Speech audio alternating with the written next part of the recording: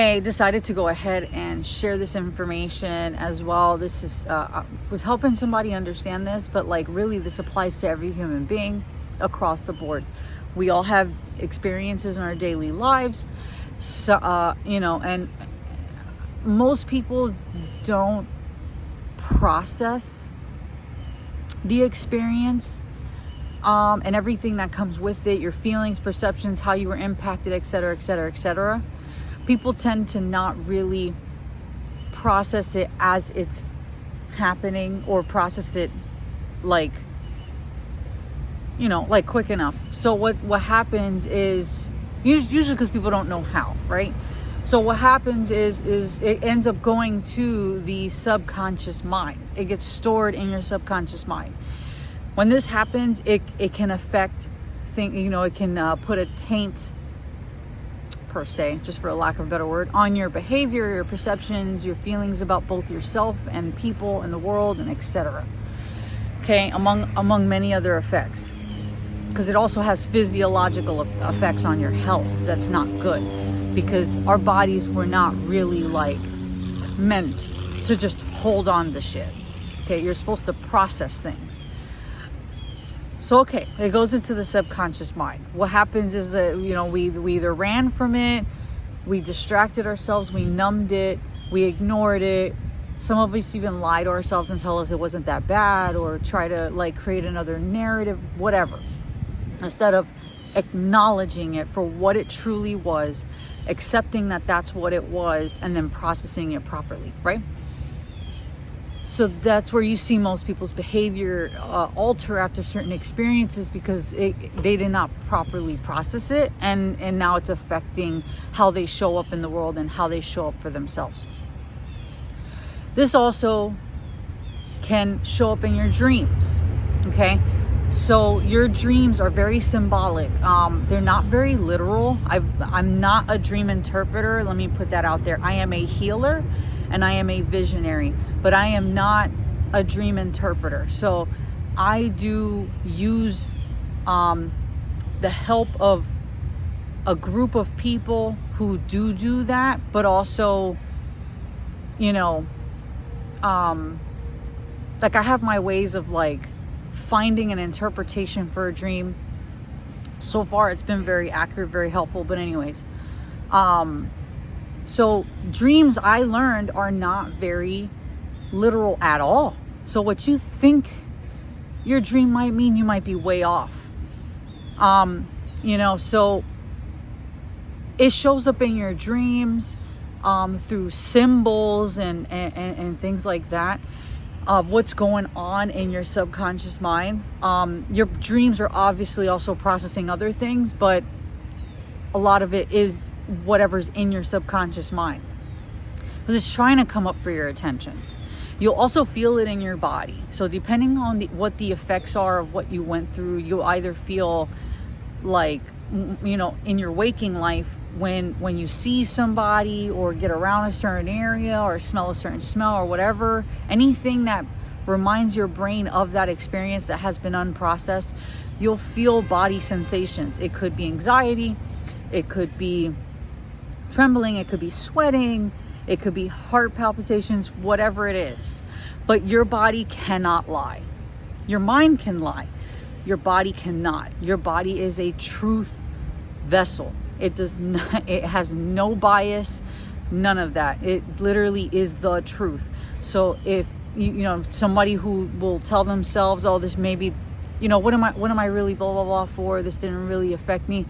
You can lie to yourself with your mind, but your body, you feel that heart rates, your body gets hot, or you feel flush, or you start sweating, or anxiety, or sadness, whatever it is, you'll feel the sensations in your body relating to these things, and that's your body trying to communicate to you that something needs your attention. Preferably now, not not after you've numbed 5 times and whatever. Your body would prefer you to meet it where it's at now. Now, for us to finally show up for ourselves, what that also looks like in this terms is when it does come up for your attention is to actually pay attention. Don't go numb. Don't lie to yourself again. Don't ignore it. Don't suppress it. Don't run from it. Don't do any of those things.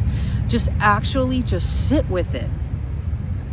Just sit with it and allow it to flow through you. This can look like crying. This can look like yelling.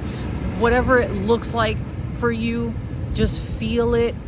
And as you're feeling it, tell yourself you're safe and that it is okay for you to feel these things and process these things from that prior experience.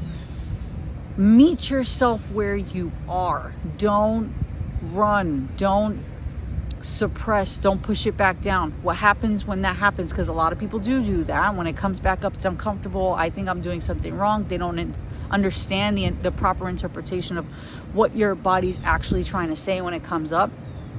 So they run from it. What happens is it goes back into your subconscious, this time even more toxic than before.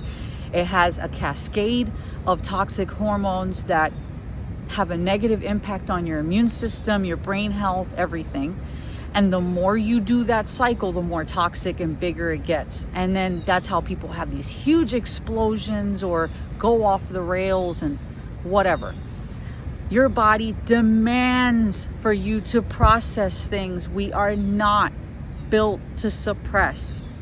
We are not built to numb, distract, do this, that, and the third. We are not built for that. When you go through things, give yourself that safe space and that real moment of meeting of yourself with yourself, to be able to process how something made you feel, and process those feelings, and then tell those feelings that they're okay and that they're safe. Your body will be able to process how you feel so that it's no longer toxic, and that actually in and of itself helps to bring a sense of clarity, and a sense of like weight lifted off your shoulder type of feeling, because you're no longer shoving it down and using your body as a dumpster truck for experiences and impacts. You're actually processing it. Obviously, there's another process to that now after that, once you do that, where you reconceptualize the experience. That's another conversation. But you cannot reconceptualize something you haven't taken the time to actually process and meet where it's at. So that is always going to be the first step. So allow yourself to process things. Give yourself that time, that space, that love, that compassion, that respect. Don't use your body as a dumpster, because that's not what it is. Your body is an intelligent, divine machine that works for you 24/7, every minute, every second. And it deserves that integrity from you, that respect from you, to allow the safe space to process things. You deserve that. You're worthy of that. I'll leave you guys with that. Let me know what you think.